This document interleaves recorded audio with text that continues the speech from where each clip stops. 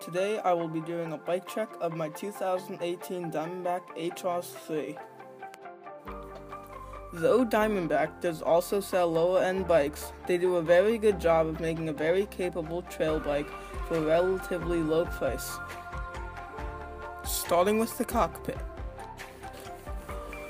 The 780mm race face chester handlebars are awesome.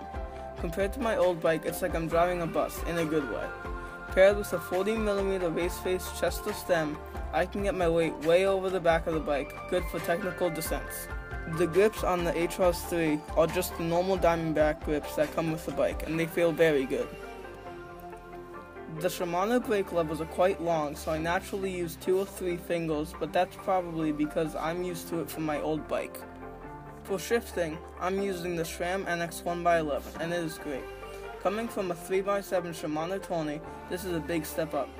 I like the clicky feeling of the SRAM, so I think I'd opt to use this on my future bikes. Moving down to the cranks and pedals. I'm running race-face affect cranks connected to a 30-tooth narrow-wide chainring. The pedals are the normal Diamondback pedals, which are very good quality compared to some other pedals.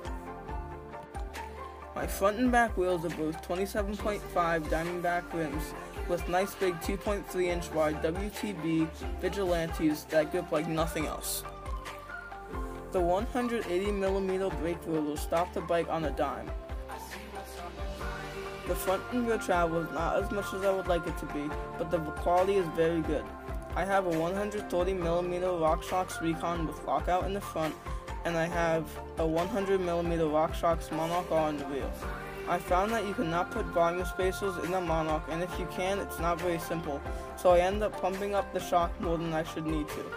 The bike is single pivot, as in there's no linkage, but I like the feeling of it. That was my 2018 Diamondback Atroz 3.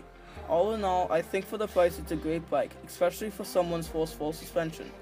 If you have any questions, leave them in the comments below. And now here's some riding footage of the new bike. Enjoy!